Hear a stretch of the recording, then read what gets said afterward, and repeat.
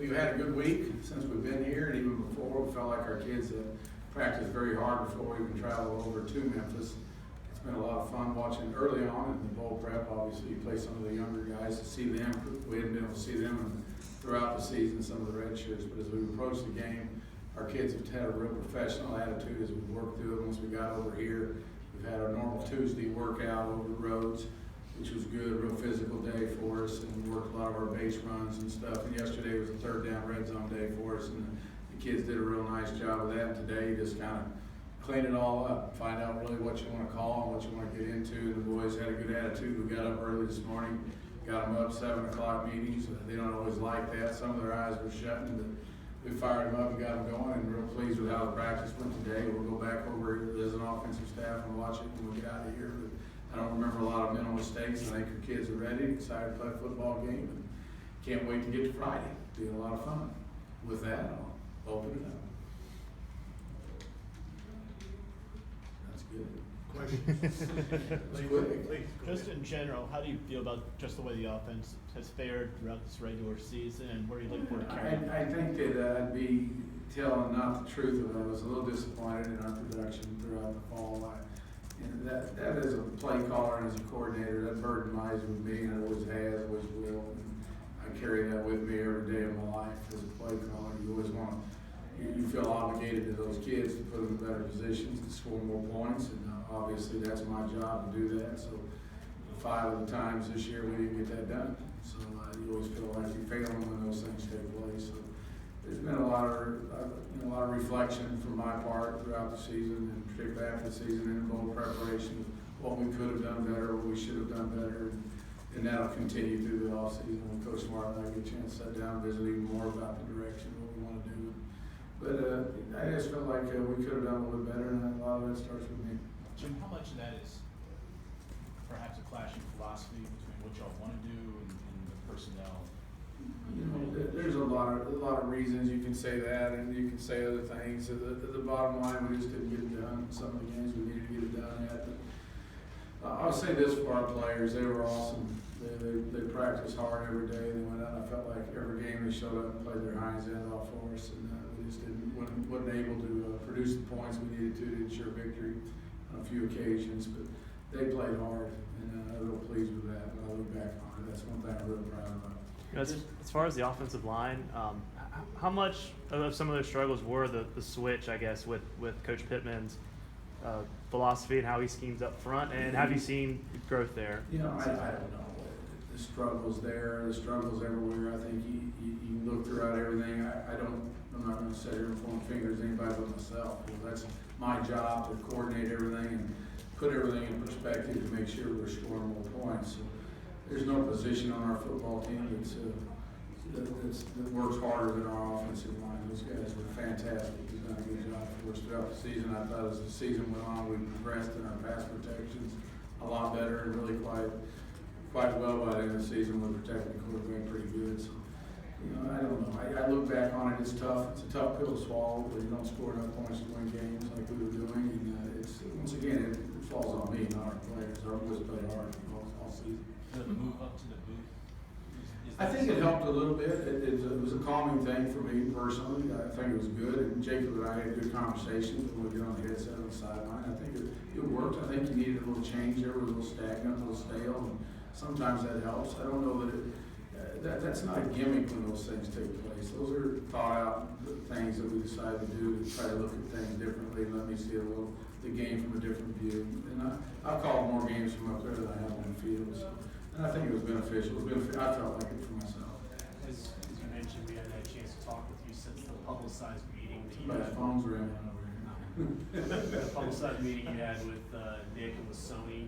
What came of that meeting, and what do you feel like? You've got two guys there competitive as heck that want the football. You know, they obviously basically said, "Hey Jim, you're doing too much. Give me the ball and let me try to win the game for us." And it was a real good productive meeting for those two kids. Anytime players come in to a coordinator's room and with ideas and want to say, "Let us help," you know, give us more.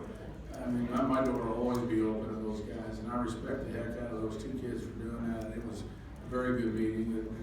You know, it alerts me to how important it is to them guys, like I didn't know already, but at the end of the day, it was needed to be said. They got some stuff off their chest, which was good, and quite honestly, they were right.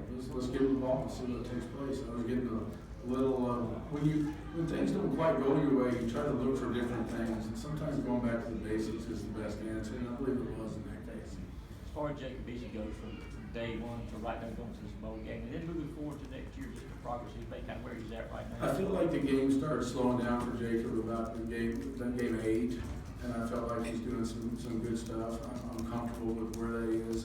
His progression on seam coverages, I think, is not quite where it needs to be yet. So we'll work continuously on that in the off-season as we approach spring football. There's development everywhere that needs to be done, and Jacob's growth and development from underneath center, seeing defenses is the key for our progression. How much has he improved as far as game film preparation, the mental preparation? You know, he's learned to work throughout the fall. You know, it was early on, it was good, then it got better, then it got better, and it got better. And I think he's seen the benefits from outworking your issues. I always say outwork your fleas, and when you're not sure of something, go to work. And I believe that's what he's done here the last month, and it's really worked really good for him. You know, the last 5 or 6 games of the season, and he really put a lot of time in. He understands the importance of the game right now, I think. I mean, sometimes when you're young, there's a lot of stuff flying at you out there. And it's tough to put yourself in those positions. Jim, when you say you've been reflecting, talking to Kirby Yeah. about the offense, what does that mean in terms of what kind of offense? I think I don't know, I couldn't even tell you, it might be the same thing. I wouldn't begin to go that far, and those conversations would take place later. I just know that there's always good times when the season's over to sit down and reflect and discuss possibilities of doing things differently or changing some stuff, and we'll deal with that at a later date. But those discussions they won't be unique this season just because we didn't score the points that we needed to score. That takes place routinely year in, year out. So if we'd had the #1 offense in the SEC, we'd still be discussing on how we can get better. Those conversations are consistent with any offseason program. Jim, when it comes to your offense, I mean, you're the 3rd quarterback coach in 3 years, and I know that's a reality in this sport. We're talking to Dashawn Sims. He's talking about the differences between last year and this year and what they had to do. Did you see any of that kind of coming up, some of the tough habits to break as the season went along, and did that result in some of the improvements you guys were able to make? You know, I don't know. I can't say that I noticed much of that. I think our kids grasp concepts pretty well and went out and did what we asked them to do. So I think it's difficult. Change happens. And sometimes some kids adjust to it quicker than others. But I can't say that was an issue. Coach, what have you seen from TCU's defense that concerns you? There you have it. They were playing a fast football team. They're over defense that plays super fast. They like to play with 5 defensive backs on the field a lot.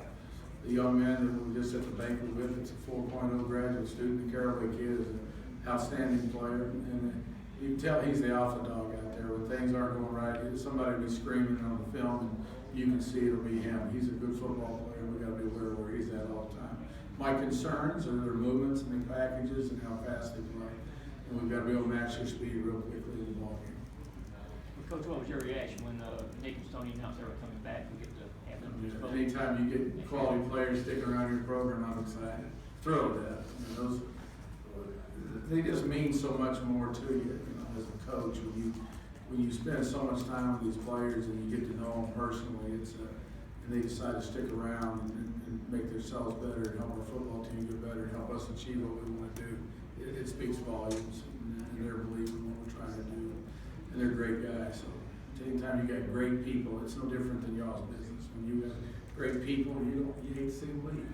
And things understand, I'm tickled to death about it. How do they complement each other as players, and as a coordinator, what do you try to do, I guess, in terms of managing carries and making sure both of them get touches? Well, I don't know about coordinating the differences. They're just very good football players. I think Nick would prefer to be the downhill run over you, and where Sonny has a little bit more wiggle to him about outside stuff, more perimeter stuff. So they're both different type of football players, but they're both very good at what they do. And the key to the drill is making sure they touch the ball, making sure they have it.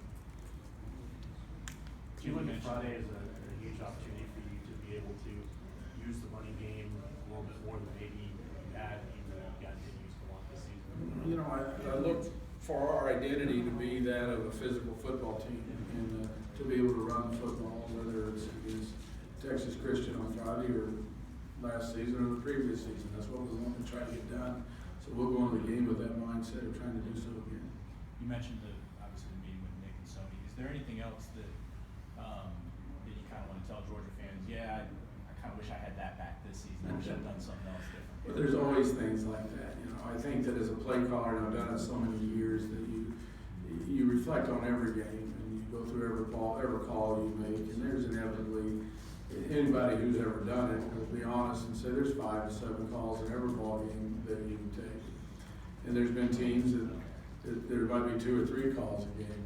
And there's other teams that might be a little bit more than that. And to tell the Georgia people, no, other than we will work our butt off to get better and continue to try to score more points. The work ethic will always be there. Was there an effort to make, just to be frank, was there an effort to make this a kind of a straight ahead physical team when maybe, especially when Jacob was in there, he was more comfortable as a shotgun guy and more of an aired out? I do believe there are some parts of that. And you'd love to be the downhill team, but you do have a young quarterback that has played the gun more, so we have to find some happiness there. And as we work through that, sometimes it didn't work out as well as we'd like to. So there was a little contradiction with philosophies in regards to that as we work through it. Is that a long-term approach you need to have as a coordinator to make sure that implement that system early on? I think the long-term approach to being a coordinator is to make damn sure you carry that load. You're the one, that's where it stops. It's where it always has and where it always will. My job is to coordinate the offense and score points. And there's no excuses, there's no favorite point. It all starts and stops with me. And I'm comfortable with that word. You talked about the young players in your opening words. Anybody you feel comfortable kind of sharing I'd really rather not step get up? into that. I'd rather just talk about this ball game we got coming up right now that we're excited about playing. Are we gonna win it, Jeff? Are we gonna win We're this gonna play game? super hard Oh, okay. and hang on to football. We're gonna do everything we possibly can to try to get victory. So the last time y'all were here, we didn't like that, Well, I wasn't here that I know, day. that's why we put the burden on you. Well, that's okay. I feel that burden every day I wake up, so I'm comfortable with that. We're gonna do whatever we have to do to try to win the ball game. Yes, sir.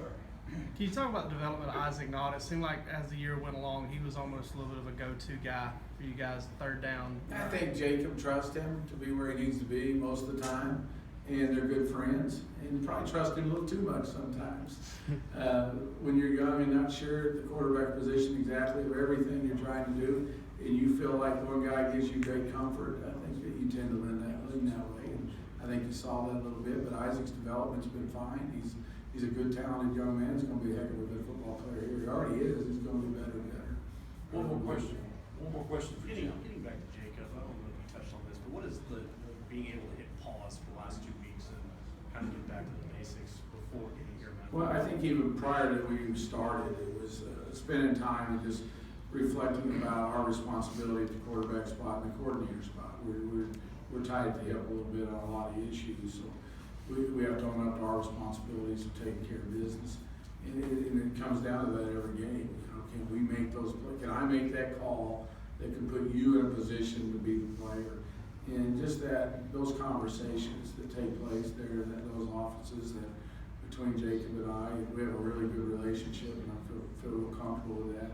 In his development, and me being able to get after him a little bit, and him knowing that it's not personal. I mean, he needs to understand I do love him, I do care a lot about him. At the same time, he's the quarterback, and got to play good. And I think it's been good to set back for him to breathe a little bit and let's get ready to play another ball game. He's been able to watch all that last season and spend a little time with his own growth and development. So I look forward to watching him play on Friday. Thank you, Jim. Appreciate it. Thanks.